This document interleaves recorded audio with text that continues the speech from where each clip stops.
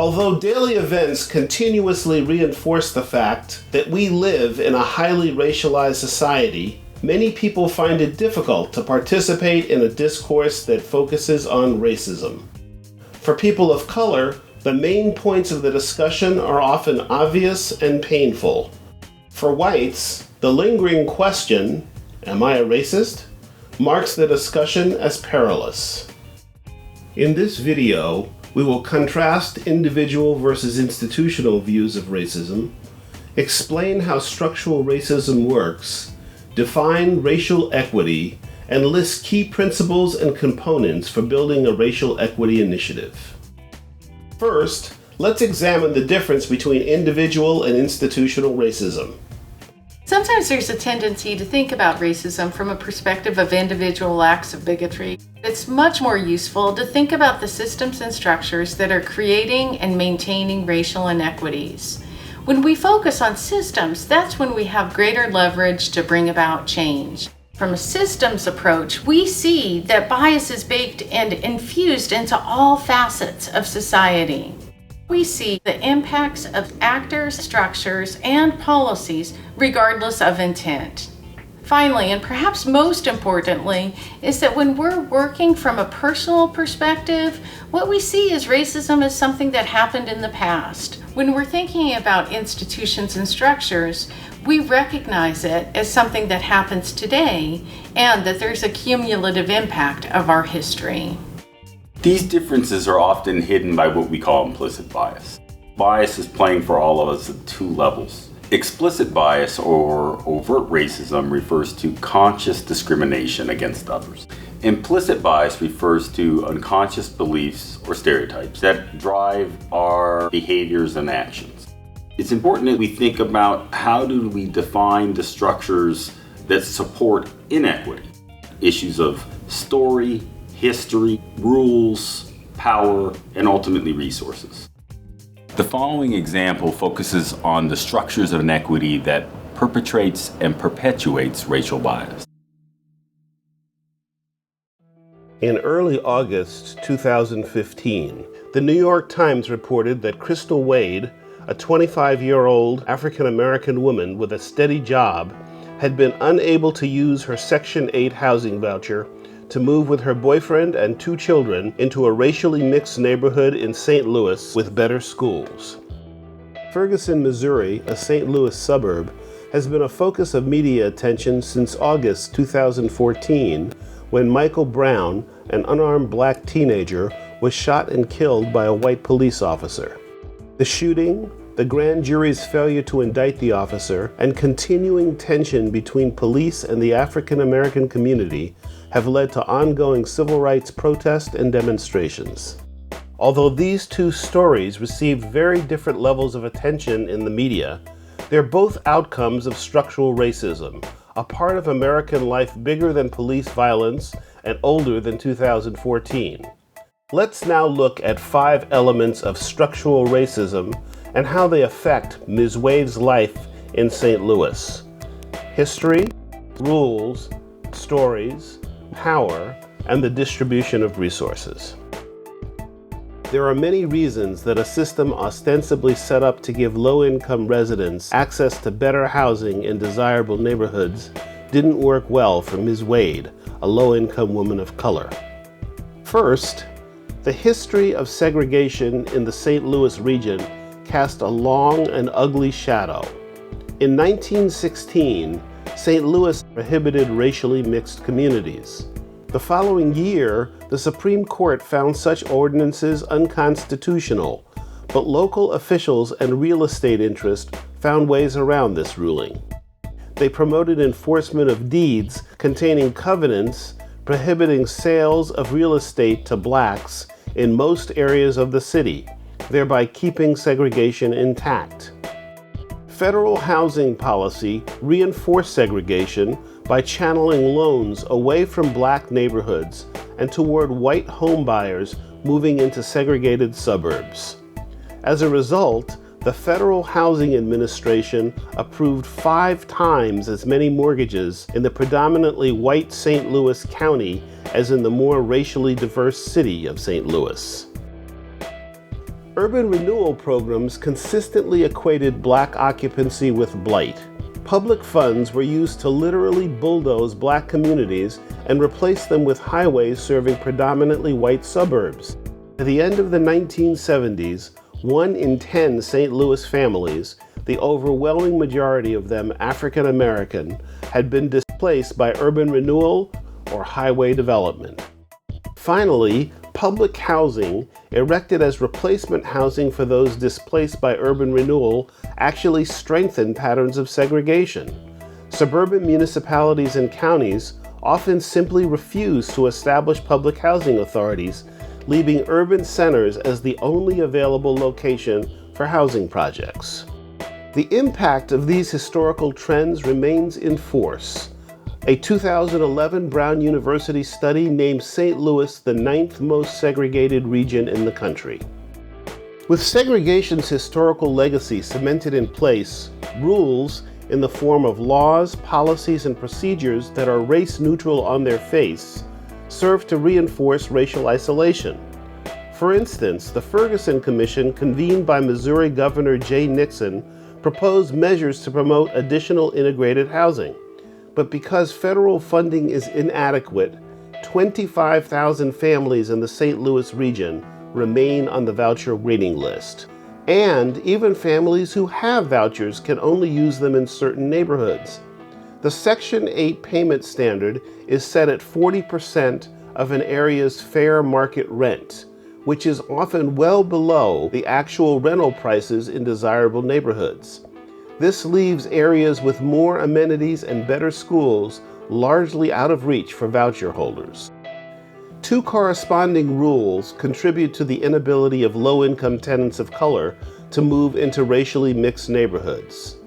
The failure of government at all levels to enforce fair housing and anti-discrimination laws, and the fact that greater financial incentives are available for affordable housing built in low-income neighborhoods. Along with public policies that fail to reverse a historical legacy of segregation, a third barrier relates to stories, racial myths or stereotypes. These stereotypes feed many landlords' assumptions about Section 8 tenants and lead the landlords to refuse to accept vouchers. Although landlord refusal of vouchers is illegal in some states, the practice is both legal and common in most states, and has contributed to the concentration of people of color in poor communities. These racial myths and fears are especially prevalent when it comes to black men. In Ms. Wade's case, the explicit bias towards black men surfaced when some landlords told her that they would rent to her and her children, but would not accept her voucher if the household included her boyfriend. The power of decision-making in the housing arena is a fourth factor in our example of how structural racism operates. Among these decision makers are not only landlords unwilling to accept black tenants or Section 8 vouchers, but realtors and rental agents who steer black renters to black neighborhoods. In effect, these decision makers act in furtherance of the legacy of segregation, enabling history to trump policies that ostensibly promote integration. A final factor, of course, is resources. Ms. Wade works 40 hours a week at a suburban Verizon call center, making $10 an hour. Annually, she makes less than $20,000 after taxes. Her financial situation is not unusual. 3/4 of the families in Ms. Wade's neighborhood earn less than the citywide median income of $35,000. With virtually no assets, Ms. Wade's situation is comparable to that of other black families whose median level of wealth is less than 1/10 that of white families.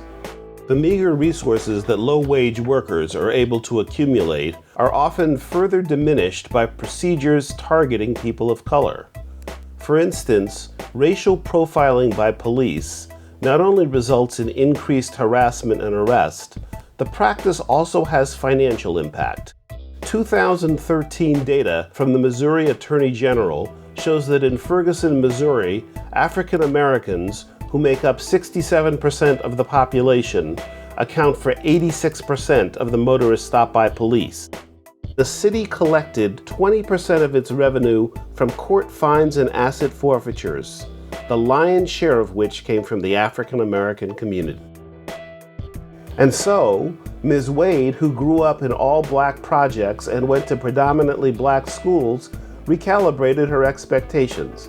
Unable to counter St. Louis's racial history, weak governmental desegregation efforts, and the power of real estate decision makers, she began to confine her search to the communities where the majority of the region's Section 8 holders, 95% of whom are black, are able to find obliging landlords.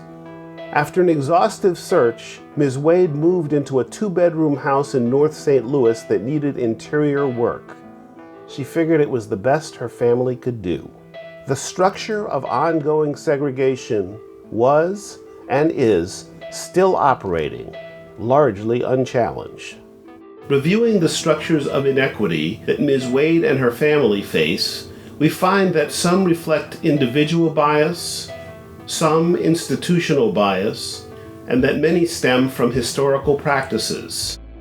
Structural racism is the interplay of a historical legacy of white privilege, rules, laws, and procedures, the power of both institutional and individual biases and actions, stories rooted in ongoing stereotyping, resources allocated on the basis of race.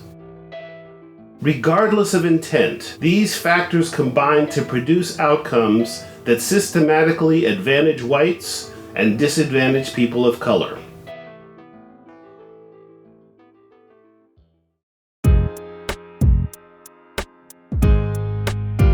Now that we've examined these structures of inequity, let's define what we mean by racial equity. Racial equity is both our lens and the outcome we seek to achieve. It's an inclusive approach to transform structures towards access, justice, self-determination, redistribution, and the sharing of power and resources. Because every municipality has different circumstances, our efforts to drive toward equity must be crafted to navigate the contours of different communities. To understand what we mean, let's take a look at 2 examples of municipal leaders who are making efforts to address racial inequity. Our first leader is Betsy Hodges, the newly elected mayor of Minneapolis. In this interview for the Alliance, Mayor Hodges talks about how she's begun to structure the Minneapolis Initiative. Minneapolis has the biggest disparities between white people and people of color of any city in the country on almost any measure you care to name. Education, employment, housing, health, incarceration. So the biggest challenge with that is bringing all the different jurisdictions together, all the different stakeholders together, and figuring out a joint path forward. And making sure it's a universal path forward. There are statistics that startle people. So African American and Latino students in Minneapolis public schools have a 37% graduation rate. Native American students in the city of Minneapolis have a 25% graduation rate. In a world where their jobs are increasingly technological, having that disparity means that we are not growing the future workforce that we need in the city of Minneapolis and in our region. Well, the first thing I've done as a leader to try and come to grips with the inequities is talk about them. I've made sure that my staff reflects the community. I've already had conversations with every department head in the city about where they see themselves as being able to have an impact on this. I am asking our department heads as they prepare their budget requests, if you had 5% more money in your budget, what would you do regarding equity? I think that we are entering an economic recovery. How we structure our response to that recovery is going to be crucial to have an impact on workforce disparities, employment disparities, and then also with small business and entrepreneurship. There's a whole host of things where I think if we structured our services differently, we could see some different results pretty quickly. As you can see, Mayor Hodges' approach to an equity initiative contains some important components. First, she was willing to talk openly about race, to acknowledge the disparities in her city and how they affect both different communities and the city's ability to survive and thrive. Second, she operationalized specific solutions by detailing actions that she's taken to address disparities. And third, she organized her departments to set new expectations for equity and tied those expectations to the budget process. In our next example, Desiree Williams-Raji, Equity Specialist in Portland's Bureau of Planning and Sustainability, takes us through a concrete example of the relationship between equity and sustainability. She describes a successful effort to embed equity in the city's strategic plan. In 2012, we passed the Portland Plan, which is the city's strategic plan. Originally, it was supposed to be our update to our comprehensive plan, which is the land use plan for the city, but we had just elected a new mayor, Sam Adams.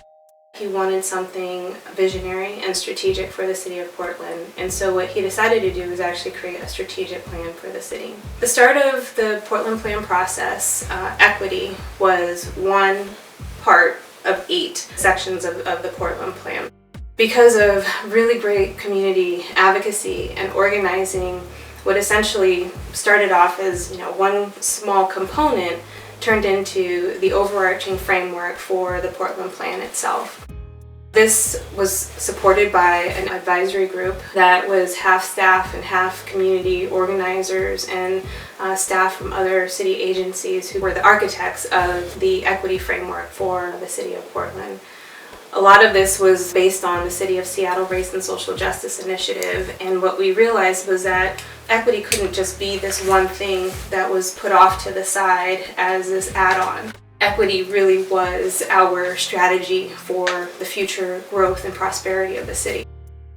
As the lead staff person in the Bureau of Planning and Sustainability in Portland, Desiree Williams-Raji had several roles in the process she describes. First, she had to thoroughly understand how to operationalize equity and sustainability within the context of a citywide strategic plan.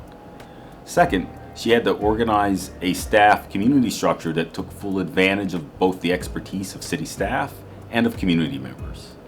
And third, she had to work with both the mayor and other elected officials to ensure that the plan would be ratified. Principles that you should consider when you're moving a racial equity agenda within your own jurisdiction include the following. This work requires ongoing consciousness and strategic action. Nothing that we do is colorblind. We have to incorporate race into our work. Focus on changing systems, institutional practices, policies, and outcomes. Our plans must have clear goals, timetables, benchmarks, adequate resources, and documentation of successes and our failures. Each step of the way, it's essential that we're thinking about assessment, both in terms of how people are holding and retaining information, but also what are ways that we can refine the process as we get to success.